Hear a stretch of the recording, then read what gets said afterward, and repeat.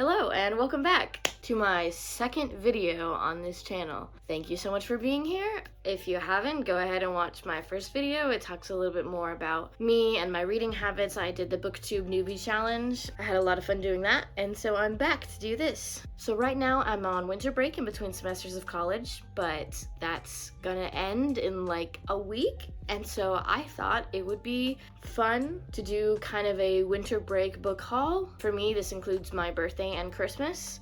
So today I'm going to talk to you about all the books that I got in the past month-ish.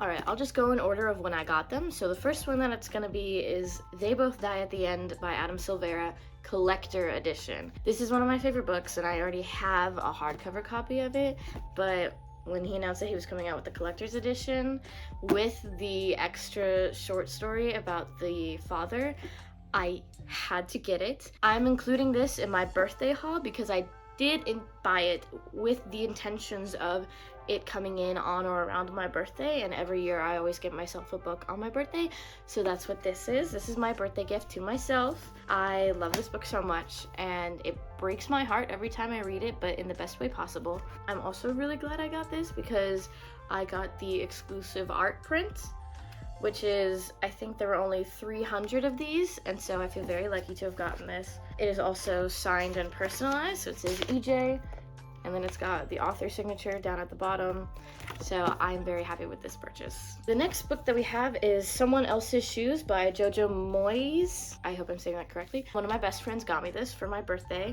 and I'm really excited to read it. It seems really interesting. I've never read one of Jojo Moyes' books, nor have I really read anything in this sort of genre of fiction, but it sounds like really interesting. From reading like the synopsis and everything, it seems like it's about these two women who live kind of like different lives, and then they like swap bodies, I think, or like swap shoes at least.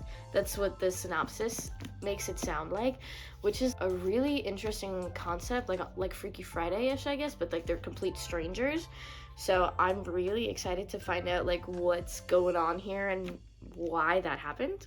Alright, moving from birthday on to Christmas, the first book I have is Friends, Lovers, and the Big Terrible Thing by Matthew Perry. Rest in peace, he was such a legend and I absolutely loved him in Friends, and I was really devastated when I heard about his passing.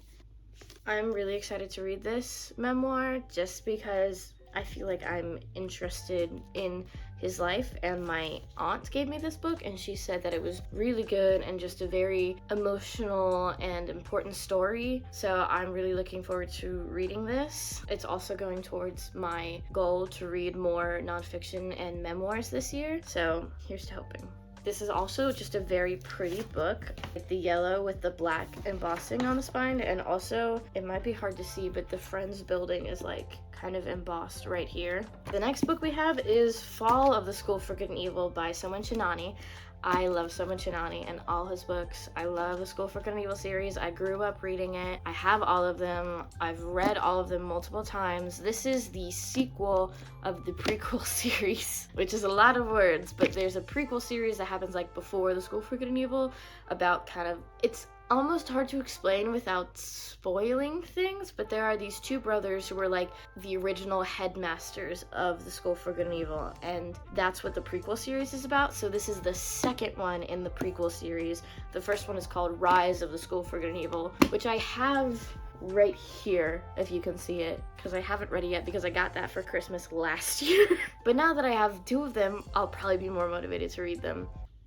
I'm really looking forward to these because, like I said, I love Soman Chainani. I've seen him a couple times now just on book tours or book festivals, and he's a really interesting person to hear talk. He has really interesting insights to his writing process and his characters, and I find I just really enjoy his writing. Alright, moving on to not necessarily Christmas, but I bought these in the past like week-ish and I felt like they deserve to have a place here. We have Heartstopper Volume 5 by Oseman. I love Heartstopper.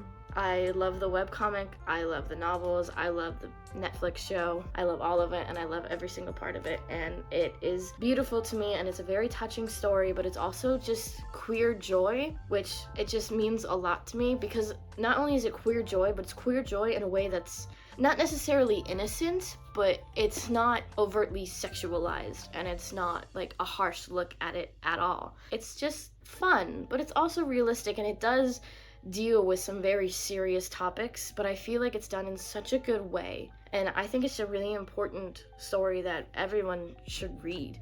It touches some very close things in my heart, some very personal experiences that I have had, and so in that way, it is one of my favorites. The last book that I have today is called Foundryside by Robert Jackson Bennett. I have actually read this before. I read it around when it came out, I think, oh my gosh, 4 years ago? I think it came out when I was in high school, which was like 4 or 5 years ago now. I remember absolutely loving this. I remember really loving this one character, Clef. I loved him so much, and now it's a full completed trilogy, and so I wanted to get the first book and reread it and then complete the trilogy, because I remember really liking this, but the second one hadn't come out yet, and by the time it did, I had moved on to other things and almost forgotten about it, but I finally got it again, and I'm gonna reread it, and it's gonna be great. Now I'd like to move on to something a little bit more serious. Full disclosure, there were 2 other books that I had originally included in this video and this haul, but I will not be talking about them or discussing them, and I would like to tell you why. So some of you may not know, some of you might be aware, but there is currently a press boycott on St. Martin's Press publisher and its imprints. Again, I have everything written down. I really don't want to mess any of this up, so if you see me looking at this, it's just my notes. Right now, there's a marketing boycott against St. Martin's Press and its imprints. Its imprints are St. Martin's Griffin, Minotaur Books, St. Martin's Paperbacks, Wednesday Books, Castle Point Books, and St. Martin's Essentials. Now, what a marketing boycott essentially means is that there's no press or reviews or promotion in any way, shape, or form of any of their books, in any of their imprints of the publishing. This doesn't necessarily mean that you can't buy these books. It is not a consumer boycott, it's a marketing boycott. So that means, like, me as an influencer and a reviewer, I'm being asked to not share anything about any of these books, which is why I'm not talking about the books or showing them in this video. I just want to explain a little bit more about this boycott and why. I am not the end-all be-all of information. Everything that I got from other sources. I tried to get the best resources that I could.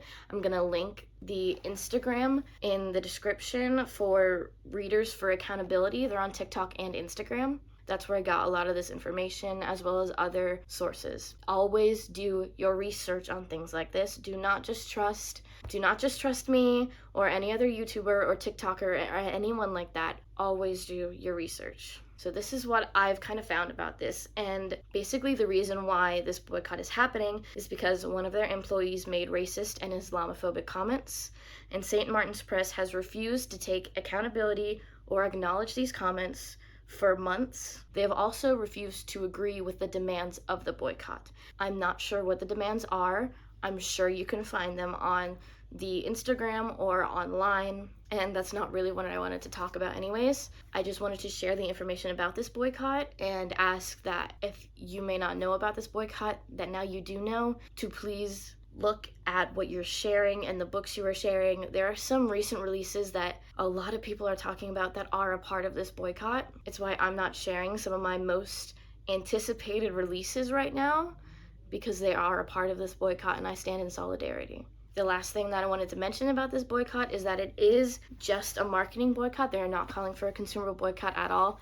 However, my 2 cents on it is that money does talk, especially on a big company like this. Now, I do want to make it clear, this is not against the authors in any way, shape, or form. They have no control over what their publisher says or does, or the employees of that publisher. This is not against the authors at all. You should try and support the authors however you can. There are UK publishers of the books that are not St. Martin's Press or directly affiliated with them. I would encourage you to maybe look into that, because money does talk. And ultimately, withholding reviews and withholding promotions of these books will have an impact on their sales. Not me personally, I know I don't have that kind of a reach, but major TikTokers, major YouTubers talking about this, money talks. That's all I'm going to say. Okay, moving on from that, I hope you enjoyed. I hope you maybe pick up 1 or 2 of these books if any of them interested you. I'd love to talk more about any of them. I'll especially be sharing my thoughts on these two once I read them, just because I find them really interesting. I'll probably make a full video on this, or a full video on this and the other memoirs I read. I wanted to wish everyone a happy holidays. I know it's the New Year's now, and it's like past the New Year, basically. It's like been a week into the New Year almost. But I just wanted to wish everyone a very happy holidays. Merry Christmas if you celebrate, happy Hanukkah, happy Kwanzaa. If there was anything else that happened, happy birthday. I hope that everyone has had a good winter break if they had it, or just a good holiday season, maybe a good couple days off from work. I hope that if you got some books, that you are enjoying them, or that you are going to enjoy them, and if not, then I hope you give them a chance at least. Anyways, I hope you had fun, I hope you stick around, and I hope you read to your heart's content.